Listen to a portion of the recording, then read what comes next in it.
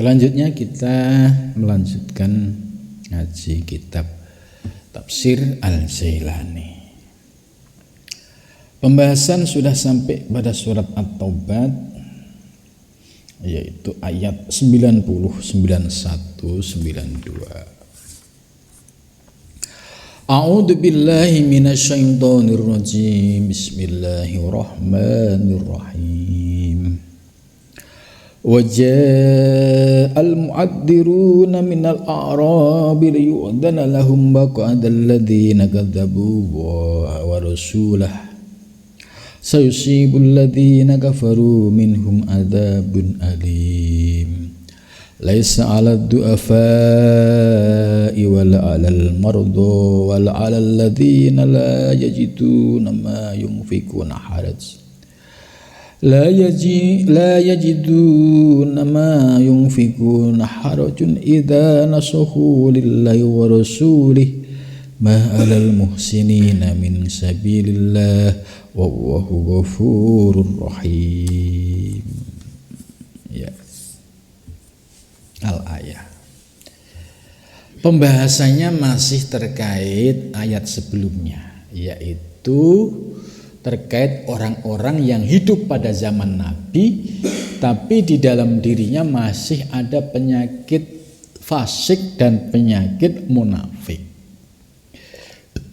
Apa penyakit munafik dan fasik? Yaitu dia sudah Islam tapi ketika diajak untuk berjuang males-malesan, diajak untuk sholat males-malesan, diajak untuk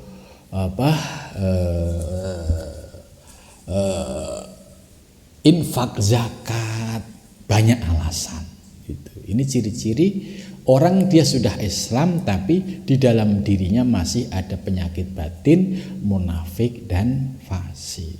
Lah, sebelumnya sudah dijelaskan mereka adalah al-mukhallafun, orang-orang yang menentang dakwah Nabi. Disuruh perang banyak alasan, disuruh zakat infak banyak alasan gitu. Tapi kemudian satu saat dia pengen merapat kepada Nabi, kami mohon maaf kami kemarin telah begini-begini, sekarang kami siap. Nah, dalam ayat sebelumnya juga sudah dibahas. Kalau ada orang yang seperti ini, jawab tegas, tolak ya. Tidak perlu orang-orang yang memiliki sifat oportunis. Jadi oportunis itu hanya pengen ngambil untung sendiri, seenaknya sendiri gitu.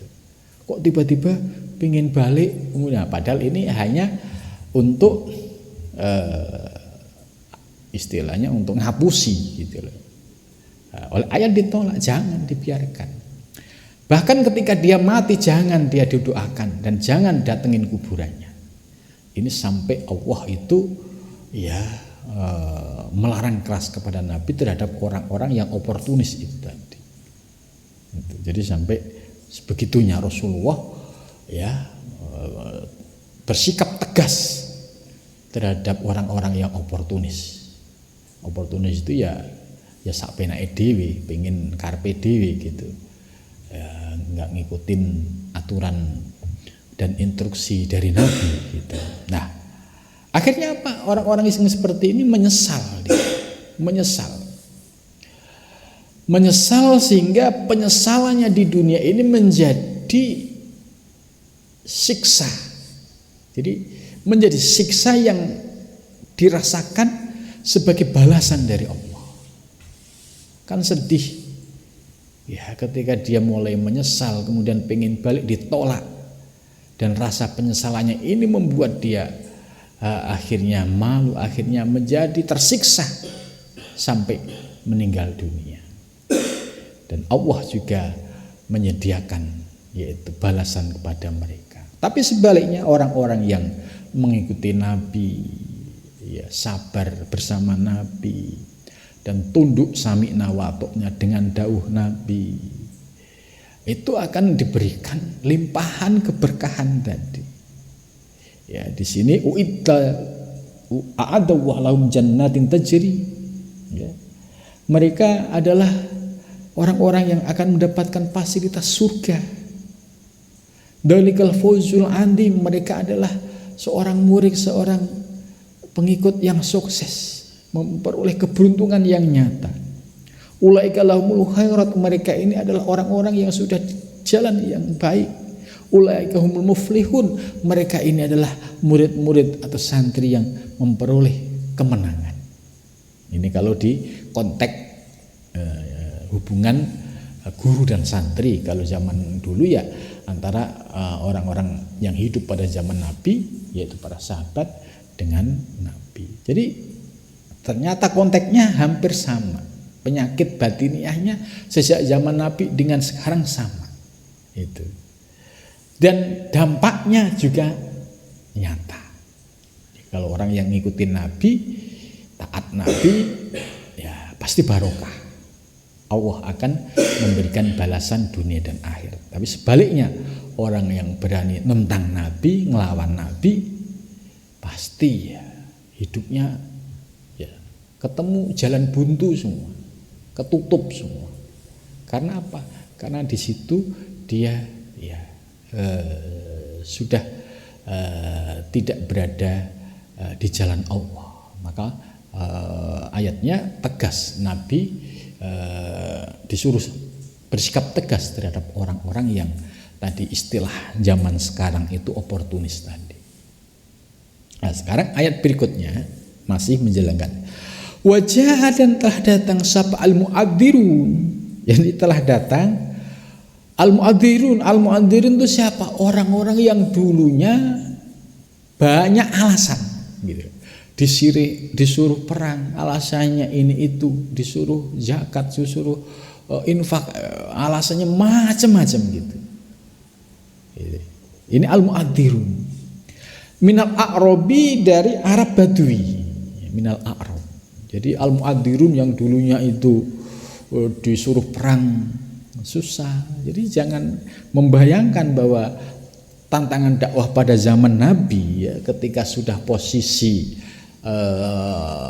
Fatkul Makkah sudah menang atau fase perjuangan, itu juga tantangan internal dan eksternal. Eksternalnya melawan menghadapi kafir Quraisy, internalnya menghadapi orang yang ngaku Islam tapi masih dia di dalam dirinya masih ada sikap fasik dan munafik. Nah, ini dijelaskan datang orang-orang yang pinter alasan al-mu'adzirun itu, yaitu dengan alasan yang al-kadhibah bil aqdar al-kadhibah, ya, alasan yang bohong. Sekarang kan zaman dulu ada gitu orang yang alasannya macam-macam, disuruh perang maaf, ya saya lagi sakit, istri saya lagi sakit, anak saya sakit, pada tujuannya ketika disuruh nyumbang untuk donasi perang, alasannya macam-macam juga. Waduh, ini kurma saya lagi tidak panen, macam-macam gitu, lagi banyak urusan nih. Nah, ini ujian. Nah, kalau hatinya punya ketetapan, oh iya itu perintah Nabi, perintah Al-Quran, sami'na wa ata'na, aman. Tapi kalau muter-muter, ya ini termasuk kemudian bil aqdaril akadzibah, kemudian akhirnya bikin alasan yang dibuat-buat, padahal itu bohong. Gitu. Alasan yang dibuat-buat yang isinya bohong. Waman fi qulbi marad, dan orang-orang yang di dalam hatinya ada penyakit. Itu. Jadi jangan sampai minal mu'adzirin. Ya, mu'adzirin itu orang yang pinter alasan tapi alasannya itu bohong.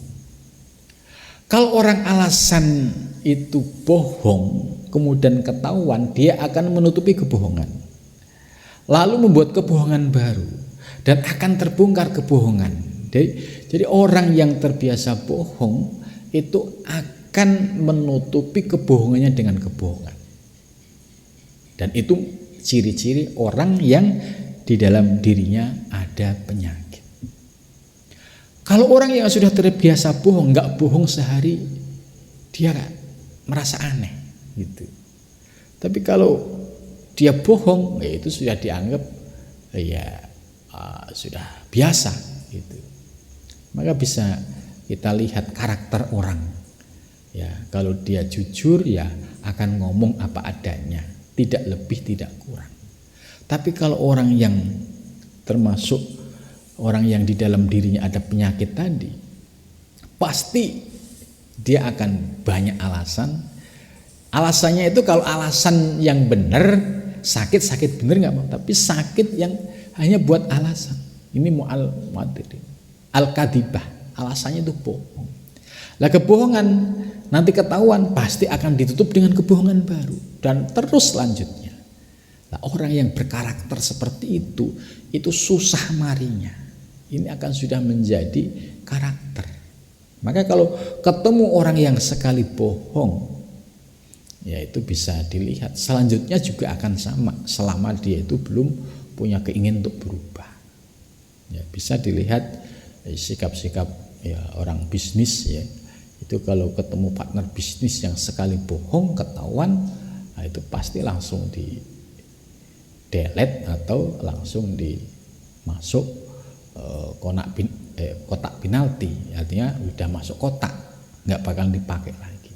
Jadi jangan sekali-sekali melakukan kebohongan, apa adanya, jujur apa adanya, itu lebih mulia dan lebih terhormat di sisi Allah. Itu sebab kalau kebohongan pasti ketahuan, pasti terdeteksi, pasti Allah akan membongkarnya. Itu. Lah orang-orang yang bohong ini, yang banyak alasan ini, ya, di akhirnya datang kepada Nabi. La itma'anna lahum fil iman. Jadi mereka nggak ada ketenangan. Jadi orang bohong ternyata nggak ada ketenangan. Sebab dia ngomong begini, ya kalau ketahuan, gitu kan. Jadi ngomong begini lagi, ntar kalau ketahuan lagi. Jadi nggak ada ketenangan. Ciri-ciri orang yang bohong, hidupnya tidak pernah tenang. Selalu diliputi rasa takut dan rasa was-was kalau kebohongannya terbongkar. Itu maka kalau di dalam diri kita ada virus itu harus dilawan. Dilawan caranya gimana? Ya mulai lesan kita jaga. Oh ini bohong, tidak. Oh ini nyuruh bohong, tidak, dilawan tidak. Apa adanya. Nggak ada orang jujur itu terus nggak makan tuh nggak ada. Justru orang yang jujur ini kalau mendapatkan rezekinya berkah. Tapi kalau orang yang bohong mendapatkan rezeki dengan cara bohong, pasti rezekinya itu tidak berkah. Ya, sebanyak apapun kalau rezeki dihasilkan dari bohong, pasti tidak berkah. Ini udah jelas dari sejak zaman Nabi sampai sekarang, ya rumusnya seperti itu. Liyudana lahum. Jadi mereka datang kepada Nabi kemudian minta izin untuk bisa bergabung dengan mereka bil qu'ud, ya bersama dengan orang-orang yang bersama Nabi, ya mereka adalah orang yang mendampingi perjuangan Nabi lahir batin, suka maupun duka. Itu. Wa adamul khurus ilal jihad, dan tidak keluar kepada jihad. Jadi dia sudah jangan benar, ya Nabi nanti kalau ada perang saya siap deh, saya nggak bakalan nolak lagi gitu, sampai sebegitunya. Itu. Terus waqo ada dan duduk ya al-musirruna, yaitu orang-orang yang sudah terbiasa dengan penyakit tadi bohong karena di dalam dirinya ada penyakit batin, ada penyakit yaitu munafik dan fasik, itu alladzina kadzabu, yaitu orang-orang yang mereka melakukan kebohongan. Jadi dia melakukan kebohongan, menutupi kebohongan dan kebohongan. Ya, ini kepada siapa? Allah, kepada Allah, wa rasulahu, dan kepada rasulnya. Jadi dia ini kebangetan ya. Melakukan kebohongan kalau sesama temen ya mungkin masih resikonya nggak terlalu berat lah, itu kan paling kalau kebongkar ketahuan ya malu dikit-dikit lah gitu. Tapi kalau ini sama Allah dan Rasulnya, nah ini dia melakukan kebohongan kepada Allah dan Rasulnya ya tanpa ada rasa malu untuk menjalankan perintah Allah dan taat kepada Rasulnya. Ya. Orang-orang yang seperti ini sayusibul ladzina kafaru minhum adzabun alim. Ya. Mereka akan orang-orang yang kafir, ya, ingkar itu ya dia menolak ajakan Nabi, itu termasuk alladzina kafaru, nggak mau menjalankan perintah Nabi, ya, itu termasuk minhum. Apa yang akan diperoleh oleh mereka? Adzabun, siksa. Siksa yang apa? Alimun, yang menyakitkan. Jadi adzabun ditambah alimun, siksa yang menyakitkan. Di mana? Fid dunya. Ini penafsiran Syekh Abdul Qadir Jilani, baik di dunia. Jadi orang yang terbiasa bohong, banyak alasan, itu pasti akan diberikan yaitu siksa yang pedih baik di dunia. Di dunia hidupnya tidak tenang. Setiap hari was-was, kebohongannya khawatir muncul, khawatir diketahui orang, dan dia selalu dari bohong ke bohong terus.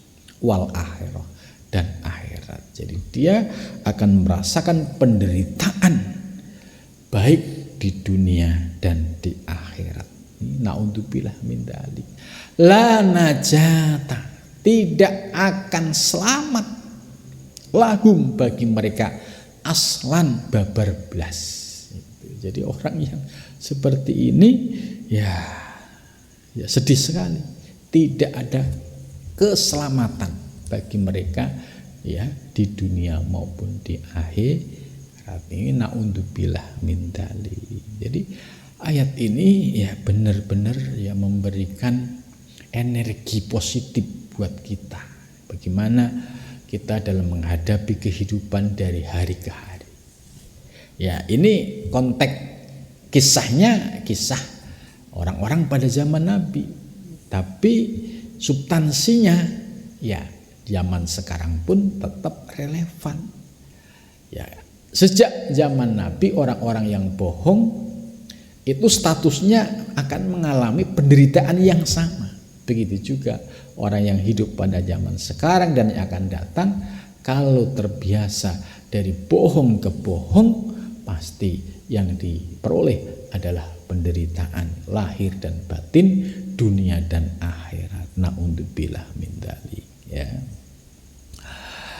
Laisa 'alad du'afa wala 'alal mardhu. Laisa, tidak ada 'alad du'afa bagi orang-orang yang lemah.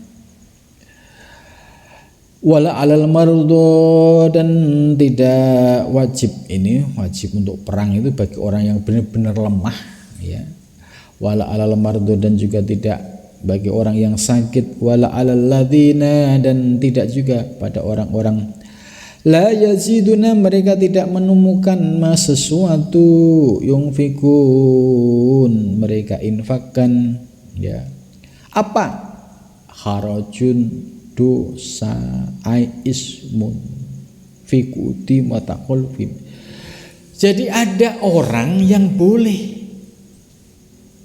tidak perang, ya, boleh duduk di rumah, ya, boleh dia ya tidak ikut ya perang fisabilillah, yaitu siapa? Du'afa, orang-orang yang lemah secara fisik, mungkin ada yang cacat atau lain sebagainya, atau dia sedang sakit itu. Dan juga wala alal mardo, ini juga termasuk yang diperbolehkan. Dan juga orang-orang yang memang la yajidu mayungfikun, dia tidak memiliki apa-apa. Kalau dia perang nanti istrinya makan apa? Akhirnya dia izin, ya Nabi saya ingin cari nafkah dulu gitu istilah. Kalau nanti setelah nafkah cukup saya akan ikut perang. Nah, bagi orang-orang yang masuk tiga kriteria ini, itu tidak ada dosa bagi mereka kalau mereka tidak ikut perang, ya duduk ya bersama warga dan watakhalufihim. Jadi dia bukan termasuk kelompok yang menentang Nabi. Jadi ya Al-Quran, Islam sangat bijak. Gitu. Jadi yang terkena hukum ya orang yang mengada-ngada. Dia sehat, dia rezekinya banyak, ya, dia normal dan dia cukup semuanya. Tapi banyak alasan tadi, dan alasannya mengada-ngada dan bohong. Idza nasahu, apabila mereka nasihat, memberi nasihat. Lillahi, karena Allah, wa rasulihi, dan utusan Allah. Jadi maksudnya ketika akhlasu fil iman, ketika dia sudah murni imannya dan ketaatannya kepada Allah, bila maradin fi qulbihim, tanpa ada penyakit di dalam hatinya, wadaulil mujahidin, dan dia pasti akan berangkat untuk jihad wal ghazah dan perang. Itu. Ini kalau orang yang fisiknya sehat, batinnya juga sehat. Ya, sebab ada yang fisiknya sehat, batinnya tidak sehat. Makanya tadi dia akan banyak alasan dan menentang Nabi. Ma alal muhsinin, ya tidak ada sesuatu alal muhsinin, atas orang-orang yang telah berbuat baik, gitu. Min sabilin, dari jalan, wallahu, dan bermula Allah, ghafurun, itu maha pengampun. Jadi Allah itu maha pengampun, lidunubihim, sebab dosa mereka, ya. Tapi tadi yang memang benar-benar ada alasan. Rahimun, dan welas asih. Wala 'alal ladzina, dan juga tidak dosa 'alal ladzina, kepada orang-orang, idza ma atauka, apabila dia telah datang kepadamu, litahmilahum, supaya mereka ikut numpang, ya, kepada mereka. Kulta, maka katakan, la ajidu, aku tidak menemukan sesuatu, ahmilukum, aku menaikkan kamu alaihi, atasnya. Tawalau, mereka berpaling. Wa ayunuhum, dan bermula. Wa ayunuhum, dan mata mereka, tafidu, itu bercucuran, minad dam'i, dari air mata. Ini kesedihan mereka, orang-orang yang tadi ya banyak alasan kemudian ditolak untuk bergabung dalam satu rombongan atau dalam satu kendaraan, ya, dia tawallau wa ayunuhum minad dam'i, airnya bercucuran, sedih, ya Allah, kenapa kemarin diajak perang Nabi kok saya nggak berangkat, gitu. Jadi sedih, kenapa kemarin ada kesempatan berjuang di jalan Allah kok nggak mau, padahal dia mampu, punya rezeki, itu. Hazanan, dalam keadaan sedih, alla yazidu, dan tidak menemukan sesuatu, mayungfikun, yang mereka infakkan. Ini penderitaan bagi orang-orang yang tadi banyak alasan, kemudian tiba-tiba muncul kesadaran, ternyata dia sudah tidak masuk dalam satu kelompok, satu rombongan, sehingga dia yang ada hanya bercucuran air mata, menunjukkan kesedihannya yang tidak berhenti. Ini menurut saya pelajaran bagi kita semua. Jangan sampai ketika ada panggilan, ya, berjuang di jalan Allah, bagi orang yang kaya, misalkan ada ajakan untuk membangun masjid, mushola, pesantren dan sebagainya, ya dia mampu, tapi banyak alasan. Nah, nanti jangan sampai menyesal. Tapi bagi orang yang mampu, ya dia harus menyampaikan ya secara apa adanya, dan tentu ya sesuai dengan kemampuannya. Jadi penjelasan yang ada di Al-Quran ini tetap relevan bagi kehidupan kita di zaman sekarang. Mudah-mudahan kita termasuk orang-orang yang istiqomah mengikuti Nabi, ya, baik ya, dalam perintah yang ada di dalam Al-Quran maupun hadis, dan kita menjauhi apa yang dilarang. Amin ya rabbal alamin.